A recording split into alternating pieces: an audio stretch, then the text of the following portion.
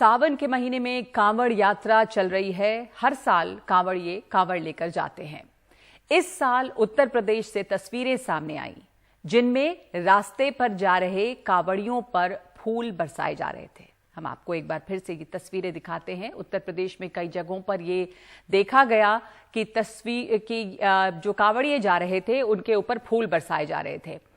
बल्कि खबर ये भी आई कि डीएम और एसपी को ये निर्देश दिया गया है कि वो कांवड़ियों पर फूलों की बारिश करें। और इसके बाद ये सवाल उठे कि क्या ये सरकारी अफसरों का काम है। इस पर कई नेताओं की भी प्रतिक्रियाएं आईं। हर मुद्दे पर खुलकर अपनी राय रखने वाले AIMIM अध्यक्ष असदुद्दीन ओवैसी ने इस पर सवाल उठाया है। यूपी में कांवड़ियों पर फूल बरसाने को लेकर तंज किया है। कहा कि उन्होंने योगी सरकार का नाम लिए बिना कहा कि अगर उन पर फूल बरसा रहे हैं तो कम से कम हमारे घर तो न तोड़िए। ओवैसी ने इसे लेकर एक के बाद एक 4 ट्वीट किए हैं। ट्वीट में उन्होंने अखबारों की कुछ खबरों की क्लिपिंग भी लगाई है जिसमें कांवड़ियों पर फूल बरसाने की खबर है। ओवैसी ने इस मुद्दे पर कई ट्वीट किए। एक ट्वीट में उन्होंने लिखा है कि ये भेदभाव क्यों, यकसानियत नहीं होनी चाहिए। एक से नफरत और दूसरे से मोहब्बत क्यों, एक मजहब के लिए ट्रैफिक डाइवर्ट और दूसरे के लिए बुलडोजर क्यों। अगर इन पर फूल बरसा रहे हैं तो कम से कम हमारे घर तो मत तोड़िए। इस मुद्दे को लेकर हमारे संवाददाता राजीव रंजन ने असदुद्दीन ओवैसी से ये बातचीत की है। हमारे साथ है असदुद्दीन ओवैसी। सर, आपने ट्वीट किया है जो कांवड़ियों पर जो सरकार द्वारा फूल बरसाए जा रहे हैं। हम हरगिज इस बात के खिलाफ नहीं है कि उत्तर प्रदेश की भाजपा सरकार कांवड़ यात्रा का तिरंगा लेकर उनका इस्तकबाल करती है। टैक्स पेयर के पैसों से हेलीकॉप्टर से फूल बरसाते हैं। पुलिस ऑफिसर वर्दी में बैठकर उनके पैर की मसाज करता है, मालिश करता है। बहुत अच्छा है। आपने लोहार की दुकान को बंद करवा दिया रास्ते में, आपने गोश्त की दुकान को बंद करवा दिया, आपने मीरठ में एक असलम हुसैन नामी पुलिस ऑफिसर के नाम को हटवा दिया। बहुत अच्छा है। हम ये कह रहे हैं कि आप इक्वली ट्रीट करिए। आप डिस्क्रिमिनेशन कर रहे हैं। अगर आप हेलीकॉप्टर से फूल बरसा रहे हैं तो बगैर ड्यू प्रोसेस फॉलो करें, बगैर नोटिस दिए घर तो मत तोड़िए किसी मुसलमान का। अगर आप किसी के पैरों की मालिश कर रहे हैं करते रहिए, मगर किसी मुसलमान बच्चे को पुलिस स्टेशन ले जाकर मारकर हाथ पैर तो मत तोड़िए। हम आपको मिसाल दे रहे हैं, आपके रामपुर में मुस्लिम लड़के को मारकर पैर तोड़ दिया गया। आप बुलडोजर का भी सवाल उठा रहे हैं, दोनों को जोड़ रहे हैं। बिल्कुल हो रहा है। जब आप ऊपर से फूल बरसा रहे हैं तो भैया हमको नोटिस देकर घर तोड़िए ना हमारा। मैं आपको कह रहा हूँ, जेबरा गाँव अमरोहा में मदरसे को आपने तोड़ दिया क्योंकि नमाज पढ़ी जा रही थी। क्या ये डिस्क्रिमिनेशन नहीं है? भारत के संविधान में आर्टिकल 25 राइट टू इक्वालिटी भी है। और अगर कोई नमाज पढ़ता है तो क्रिमिनल इंटेंट कहाँ है उसका दंगा करने का। लेकिन जो सार्वजनिक जगहों पर जो नमाज पढ़े जा रहा है, खासकर लुलू मॉल जैसे जगहों पर, लुलू मॉल में जो जिन लोगों ने नमाज पढ़ी, हमको तो नहीं मालूम कि 18 सेकंड में कौन सी नमाज होती है। और किबला होता है मक्के की तरफ, ये किसी और खुदा की तरफ किबला करके नमाज पढ़ रहे हैं। हमको नहीं मालूम कौन है वो लोग। और अगर किसी प्राइवेट जगह पर कोई नमाज पढ़ता है तो सिविल लायबिलिटी अट्रैक्ट होती, क्रिमिनल लायबिलिटी अट्रैक्ट नहीं होती उसमें। तो क्या लगता है कि जानबूझकर माहौल को खराब करने की कोशिश की जा रही है? आरोप बीजेपी वाले आप पर लगाते हैं। हम पे लगते रहते हैं। हम जब तक जिंदा रहेंगे आरोप लगते रहेंगे। हमारे मरने के बाद भी हमारी खबर पे आके आरोप लगाएंगे, उसकी फिक्र नहीं हमको। तो ये थे असदुद्दीन ओवैसी जिनका ये कहना है कि जानबूझकर मुसलमानों के साथ ज्यादती की जा रही है। नई दिल्ली में राजीव रंजन, NDTV इंडिया। तो असदुद्दीन ओवैसी बात उठा रहे हैं इक्वालिटी की, यकसानियत की, कि एक जैसा बर्ताव हो।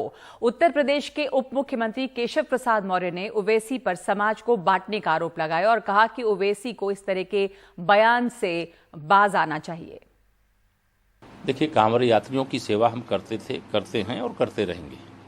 इस प्रकार के जहरीले ट्वीट से न सरकार की सेहत पे कोई असर पड़ता है, न उसमें बदलाव आएगा, न समाज के ऊपर इसका कोई असर पड़ता है।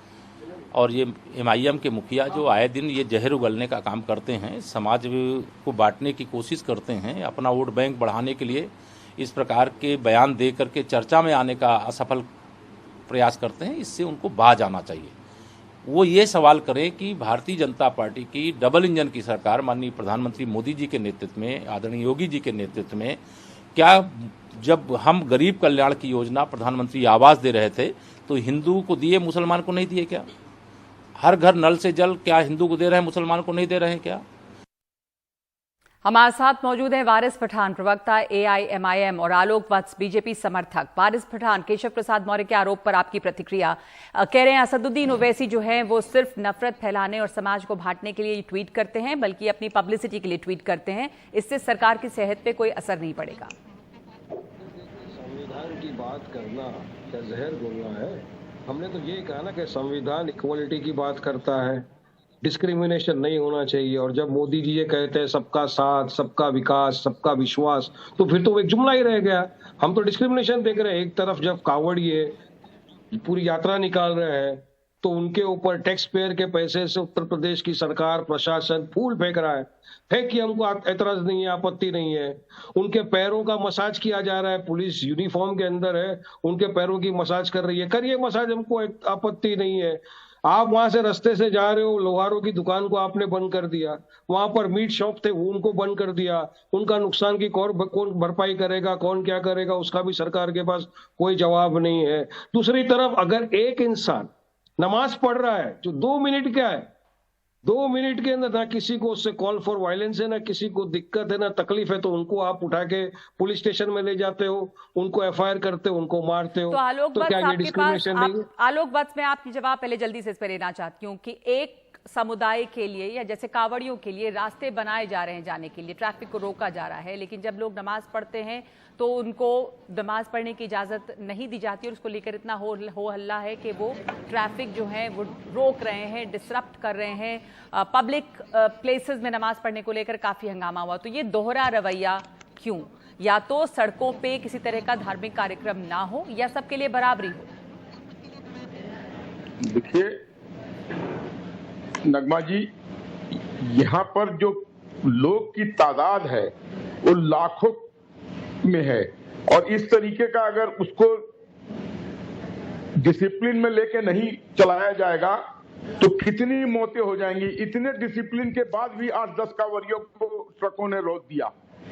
तो इसको एक डायवर्जन ऑफ रूट डिसिप्लिन के तहत किया गया है। और अगर लोगों की भावना है कि उनकी सेवा की जाए, लोगों के पैर में छाले पड़ जाते हैं, तो अगर कोई संघ संगठन सेवी लोग भावना से हमेशा करते आए हैं, पर क्या आदेश दिया जाता है सरकारी अफसरों को फूल बरसाने का आदेश? ये तो हुआ कि निर्देश है कि सरकारी अफसर फूल बरसाएं। क्या सरकारी अफसर यूनिफॉर्म में फूल बरसाते हैं? ऐसा मेरी जहन में नहीं है, लेकिन अगर कोई सरकारी ऑफिसर फूल बरसा रहे हैं तो हो सकता है उनकी अपनी भावना हो कि हम इसमें अपना फूल बरसाएंगे। वारिस पठान, ये ऐसा निर्देश रहा सरकार का, ऐसा ये क्योंकि ये आरोप लगाए गए कि सरकार ने ये आदेश दिए सरकारी अफसरों को और DM और SP फूल बरसा रहे थे या कुछ लोग मसाज कर रहे थे पैरों की। आलोक वत्स का कहना है कि अब लोगों की भावना है, वो कर रहे हैं तो वो क्या कर सकते हैं? नहीं, तो भावनाएं दोनों तरफ की होनी चाहिए ना शहर। हमारी भावनाओं का ख्याल नहीं करेंगे, हम भी तो देश के इक्वल नागरिक है ना। क्यों डिस्क्रिमिनेशन किया जा रहा है हमारे साथ? आप एक तरफ तो यूनिफॉर्म के अंदर पैरों की मालिश कर रहे हो पुलिस वाले, और दूसरी तरफ वहीं सहारनपुर के अंदर मुसलमानों के बच्चों को सिर्फ शक की बुनियाद पर उठा के ले जाया जाता है पुलिस स्टेशन में और डंडों से, लाठियों से मारा जाता है। यहाँ तक कि लड़का बोल देता है मेरा हाथ टूट गया, तब भी आप नहीं रुकते। आपके लिए बच्चे पराए, दूसरे के बच्चों को तो आप बोलते हैं हमारे बच्चे हैं। तो क्यों ऐसा डिस्क्रिमिनेशन आप लोग करते हैं? यही बात है ना कि हम संविधान को ये लोग मानना छोड़ दिया है। देखिए, आप बुलडोजर चला देते हो मुसलमानों के घर के ऊपर, लेकिन वहीं पर जब पता है कि टेनी जिसका बेटे ने थार गाड़ी ले जाकर 4 हमारे पीसफुल प्रोटेस्टर किसान भाइयों को कुचल दिया, बाढ़ दिया, उसके घर पे आपसे बुलडोजर नहीं चलता। ये डिस्क्रिमिनेशन है। ये डिस्क्रिमिनेशन होता है कि जब आप किसी को नोटिस दिए बिना उसके घर को बुलडोजर चला देते हो, या अगर नोटिस देते हो तो उसके पति को नोटिस देते हो, जबकि पत्नी के नाम पे घर होता है, आप उसके घर को बुलडोजर से उड़ा देते हो। यहाँ पर पूरा रास्ते को आप रोक देते हो, लेकिन 2 मिनट की नमाज के लिए आपसे सहन नहीं होता, आप उसको अरेस्ट कर लेते हो। एक के घरों पे बुलडोजर चलाया जा रहा है बिना नोटिस के। आलोक वत्स, ये प्रवक्ता AIIM के प्रवक्ता गलत बयानी कर रहे हैं, ये दूसरी तरफ डाइवर्ट कर रहे हैं। जिन भी लोगों के ऊपर बुलडोजर चलाया गया है उनको बाकायदा नोटिस दिया गया है, और वो क्रिमिनल लोग थे, वो कोई आदमी पाक साफ आदमी नहीं था। और अजय मिश्र टेनी का लड़का आज जेल की सलाखों के पीछे है, लगातार उसकी जमानत याचिका खारिज हो रही है, और कानूनन कार्रवाई के तहत वो जेल के अंदर है। उसके ऊपर जो भी फैसला आएगा उसको वो दंड झेलना पड़ेगा। और जो इन्होंने सहारनपुर में पुलिस वालों आपने के कहा बारे कि में बोला, नोटिस देकर उन बुलडोजर पुलिस की कार्रवाई की गई, लेकिन कई जगह देखा गया, दिल्ली समेत कई जगह देखा गया कि नोटिस बहुत लेट रात में नोटिस चिपका दी गई। इलाहाबाद का मामला सामने आया था, उसमें ये देखा गया कि समय रहते नोटिस नहीं दिया गया। तो ऐसा तो आलोक बस जी नहीं है कि हर जगह नोटिस देकर ही तोड़फोड़ की गई है। देर सवेर नोटिस आया ना, बगैर नोटिस के कार्रवाई नहीं हुई ना। हाँ, नहीं नोटिस तो तब भी आ जाता है कि आपने कार्रवाई शुरू कर दी, नोटिस चिपका दिया। बहुत दफा नोटिस बंद होने का भी बहुत देर में आता है, जब तक काफी कुछ ढा दिया जाता है, जैसा दिल्ली में देखने को मिला। सुप्रीम कोर्ट का आदेश आते आते टाइम लग गया, तब तक बहुत कुछ ढा दिया गया। लेकिन सड़कों पर जिस तरह से धार्मिक भावनाएं या हम कह सकते हैं कि धर्म से जुड़ी जो भी चाहे प्रैक्टिसेस है, चाहे नमाज है या कावड़ यात्रा है, वो जो नजर आ रही है, या तो सबके लिए बराबर से इजाजत हो या उस पर बिल्कुल रोक होनी चाहिए। आलोक वत्स, आपका क्या मानना है? बराबर है नमाज पढ़ने की इजाजत जिन जगहों को चिन्हित किया गया है वहां पर ये तो नमाज पढ़ रहे हैं। हर जुमे के दिन में हंगामा अलग अलग जगहों से क्यों मचता है कि फोर्सेस हैं वहां पर, लोगों को रोका गया नमाज पढ़ने के लिए? वारिस पठान, नहीं जी, फोर्सेस डिसिप्लिन लाने के लिए रखा जाता है और फोर्सेस कांवड़ियों के पास भी डिसिप्लिन रखने के लिए। पर वो फोर्सेस जो है वो उन पे फूल बरसा रही थी, वो फोर्सेस फूल बरसाने लगी और मसाज करने लगी, वो तो उनको डिसिप्लिन के लिए तो वहां पर नहीं थी। डिसिप्लिन करना तो एक अलग बात है, पर वहां पर तो मैडम अगर हजारों हजार लोग इस काम में लगे हुए हैं और 10-20 आदमी ने फूल बरसा दिया तो सारे सिपाही थोड़े फूल बरसा रहे हैं। सारे सवाल ये कि क्या उन्हें निर्देश ऐसा दिया गया था? वारिस पठान, क्या आप लोगों को इस बारे में पक्की जानकारी है? क्योंकि बहुत सारी अफवाहें भी होती हैं। क्या सरकार की तरफ से निर्देश था ऐसा या लोग अपनी भावना से कर रहे थे? वारिस पठान, देखिए सर जी, अगर इनको निर्देश नहीं दिया गया है, सुनिए, अगर इनको निर्देश नहीं दिया गया और ये खुद की मर्जी से जाकर हेलीकॉप्टर से फूल बरसा रहे थे तो टैक्स पेयर के पैसों से फूल बरसा रहे थे ये। अगर इनको निर्देश नहीं दिया गया तो किस तरह से ये चॉपर किसने बुक किया, कौन ले गया, किसने फूल बरसाए? और निर्देश नहीं दिया गया तो पुलिस ऑफिसर पुलिस के यूनिफॉर्म के अंदर कांवड़ियों के पैर की मसाज क्यों कर रहा था? करिए मसाज, डीप टिश्यू मसाज दीजिए उनको, हमको प्रॉब्लम नहीं है। मगर वहीं पर आप जो बेकसूर बच्चों को सहारनपुर में ले जाके मारे डंडे से पैर के ऊपर ना, वो गलत है। और ये जो भाजपा के ये है जो सपोर्टर सरासर झूठ बोल रहे हैं, ये इनको कुछ मालूम ही नहीं है। ये बोलते हैं बिना नोटिस, अरे इनको पता भी है आफरीन फातिमा का जो घर तोड़ा था, फातिमा के नाम पे घर था, नोटिस दिया, उनके फादर को जाके तोड़ दिया। दिल्ली के जहांगीरपुरी में क्या क्या तुमको पता भी है, बिना नोटिस दिए जाके मुसलमानों के घर को तोड़ा था। क्या टिनी के घर को तोड़ा गया आपने जाके? क्या बुलडोजर चलाया वहां पे? बुलडोजर वहां नहीं जाएगा टिनी के यहाँ पर, आपको पता भी है या नहीं पता है? इनको कुछ नहीं मालूम है। अरे देखिए साहब, ये अंदर है, आपको नहीं मालूम है, जेनी का बेटा जेल के अंदर है। जेल में डालने से क्या होगा? घर तोड़ा गया? अरे तो जेल में डालने से हो गया कानून, तो सबको जेल में डालो, घर क्यों तोड़ रहे फिर सबका? यही तो बात है ना कि अज्ञानी लोग होते हैं, ये इनको ज्ञान नहीं होता नगमा जी। ये अज्ञानी लोग आकर कुछ भी बकवास करते हैं टीवी पर। पर वारिस पठान, आप लोग डिस्क्रिमिनेशन का आरोप क्यों लगा रहे हैं? अभी आपने केशव प्रसाद मौर्य को सुना कि वो कह रहे हैं प्रधानमंत्री की जितनी भी योजनाएं हैं उनका फायदा मुसलमानों को भी मिल रहा है, चाहे वो हर घर जल, हर घर नल और तमाम तरह की जो योजनाएं हैं वो किसी एक संप्रदाय के लिए तो नहीं है।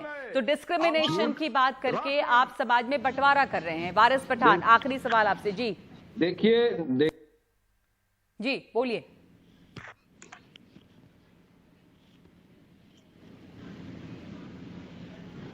आपकी आवाज नहीं आ रही है वारिस, आपकी आवाज नहीं आ रही है। आलोक वत्स, आप कुछ बोलना चाहते हैं इस पर? मैं ये कह रहा हूं कि हमारे जितनी भी जन कल्याणकारी योजनाएं हैं उसमें हमने कोई भेदभाव नहीं किया। शौचालय, आवास, राशन, मेडिकल इंश्योरेंस, सड़कों का पे आना जाना और जितनी और तरीके की सुविधाएं हैं, वृद्धा पेंशन, सब में हमने कोई भेदभाव नहीं किया। ठीक है, लेकिन ठीक है, अब हमें सुन सकते हैं वारिस पठान भी। वारिस पठान, जल्दी से आपका जवाब, और हमारे पास समय इतना ही है। नहीं, ये बिल्कुल गलत बात बोल रहे। बीजेपी की सरकार टोटल एंटी मुस्लिम काम करती है सैर जी। ये मुसलमानों के खिलाफ, मुसलमान के विरुद्ध है। यहीं पर आप देखिए, अगर यूनिवर्सिटियों का बजट तक कम कर दे सकती है जो सरकार, तो आगे क्या नहीं कर सकती है बताइए। डिस्क्रिमिनेशन आप देखिए ना, कांवड़ियों के ऊपर टैक्स पेयर के पैसों से फूल डाले जा रहे हैं, मगर दूसरी तरफ मुसलमानों के घरों को बुलडोजर से उड़ाया जा रहा है। उनके बच्चों, उनके पैरों को मालिश दी जा रही है, दूसरे के बच्चों को पैरों को लाठियों से मारा जा रहा है। एक अमरोहा के अंदर मदरसा था, वहां पे नमाज का इशारा हुआ, नमाज का शक है, जाके वहां पे उन लोगों ने अमरोहा के मदरसे को भी लोगों ने डिमोलिश कर दिया इस मुद्दे पे बहस बहुत लंबी हो सकती है, लेकिन आपके इसी सवाल के साथ मैं यहाँ पे इस बहस को खत्म कर रही हूँ कि बराबरी का बर्ताव होना चाहिए और ये भेदभाव अगर दिख रहा है तो वो नहीं होना चाहिए कि किसी का घर तोड़ा जा रहा है और कहीं पर, जैसा वारिस पठान कह रहे हैं कि चॉपर का इस्तेमाल करके फूल बरसाए जा रहे हैं। धन्यवाद आपका आलोक वत्स और वारिस पठान हमारे साथ इस चर्चा में शामिल होने के लिए।